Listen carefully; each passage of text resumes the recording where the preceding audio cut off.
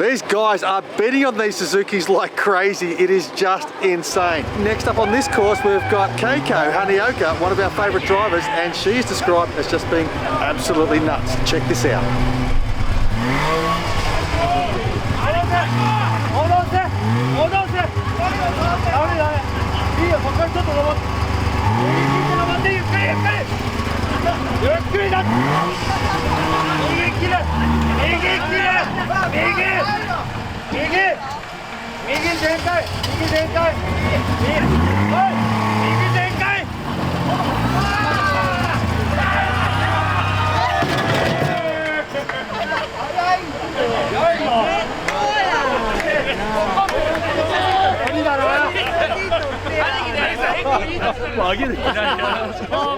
Guys, this is crazy. You won't believe where we are or what we're doing.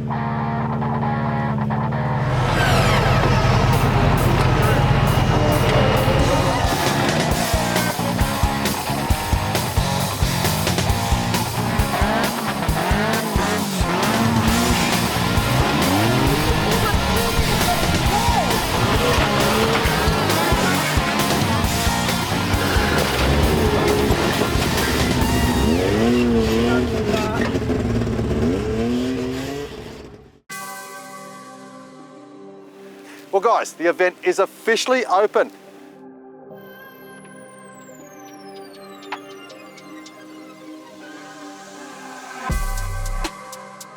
We're here, we've got the rocks, we've got the vehicles ready, the teams are all set to go. So how about we get some tyres onto the rocks and see how we go for Trail Hero Japan.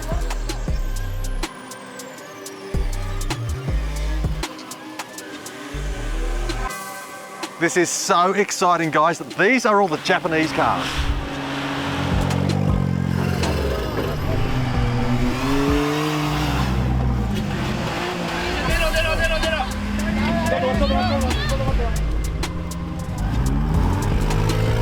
And these are the US vehicles, all set to compete.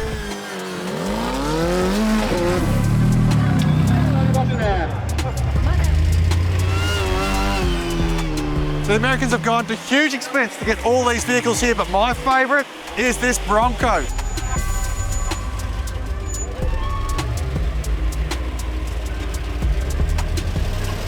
Keep coming all the way back.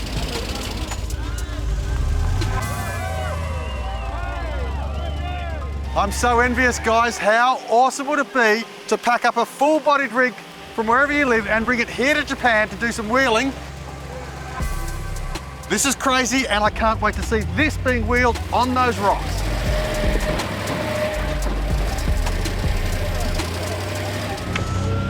Here are the rules. The competitor with the least amount of points wins. Competitors must all go through the gates. I put 3 gates each in the course and 1 bonus. Every car go through on the same direction.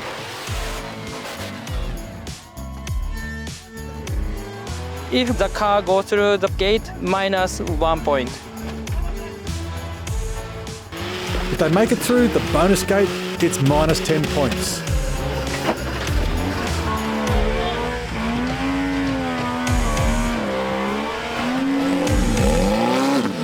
If the car touches the cone, 10 points.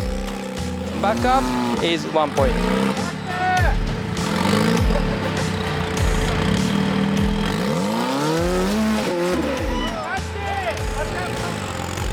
There are 2 classes at this event, Unlimited and Mod Stock. Unlimited allows for rear steer and typically means a completely custom single-seater moon buggy.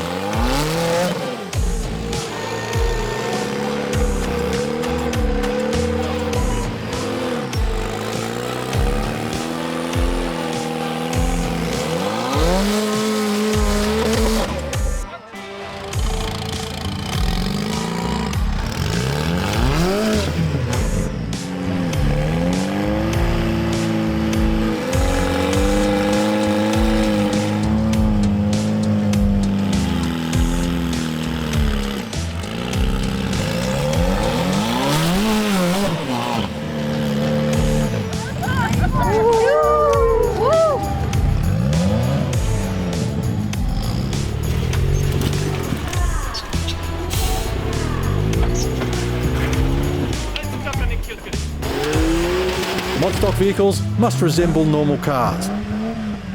That means taking a consumer car and modifying it. Spotter straps can be used but accrue a 10-point penalty in either class.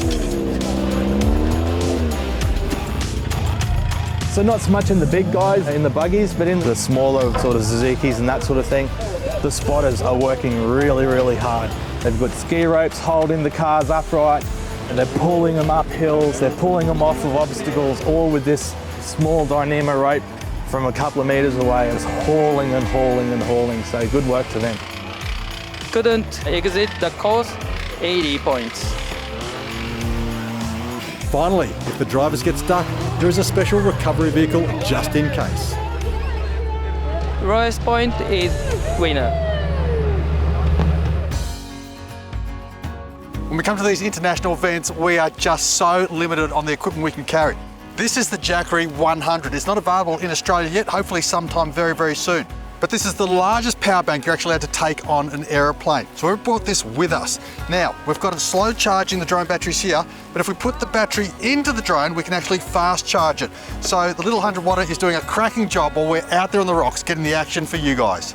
Thanks, Jackery. Now that's enough about charging. Let's get back to the rocks. So day one of Trail Hero Japan is drifting, vendor show, food, and the rock crawling competitions. A lot of the Americans are used to drier terrain and not so many boulders. The guys are experiencing a new terrain. It's slippery, it's wet. They're saying it's a challenge. It's a big challenge for them. You don't know what kind of weather you're going to get. It's very cold out here this time of year. Sometimes you have traction, sometimes you don't. We did a man-made course, which is a lot of traction. They're awesome drivers no matter who it was and what class it was. And all these guys are the best of the best in the US, and we've shipped 6 vehicles here so we can compete at Trail Hero Japan this weekend. Track 1, Scott. 80 trucks worth of rocks, and it's all concreted over the top, so it's a little bit man-made.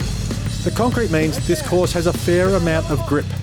However, it makes up for that with its topography.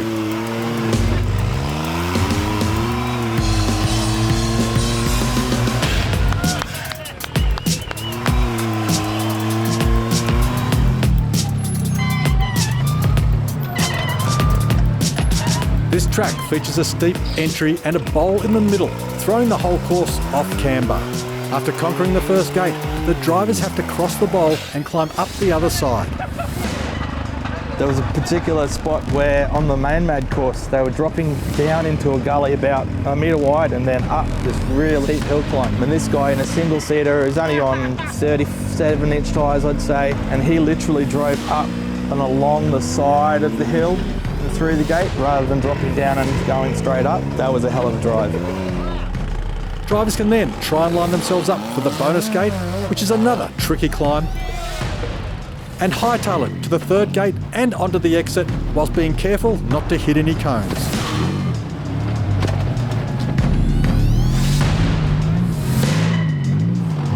How is it? That was fun. I had no control. No idea what I was doing in there. But it was fun. I knew I was going to take some cones because I'm wide, so it'd just be fun to just smash them and get through. Track 2. 3, 2, 1, let's go!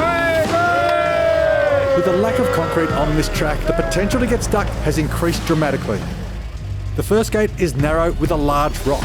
It's off camber, technical, and definitely pushed some of the teams to the limit.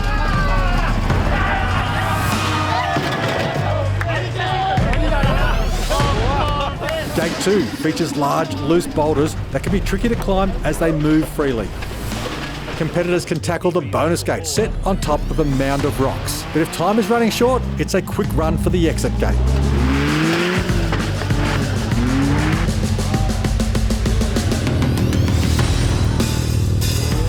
Track 3.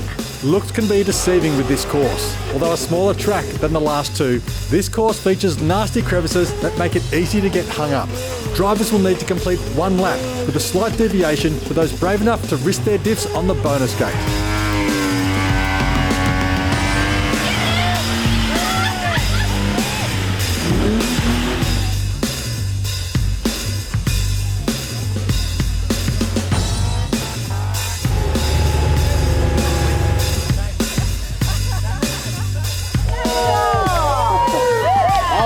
you. The first time we came, you were actually on the rope.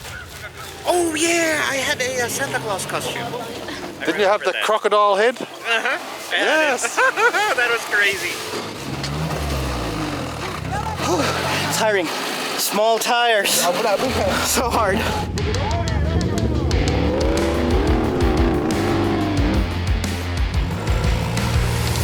We hope you've enjoyed our extended Part 2 of Trail Hero Japan. Next week, Part 3 hits a home run with our coverage of the 4th rock crawling track, plus plenty more. As always, like, comment and subscribe, and we'll keep pumping out this awesome content.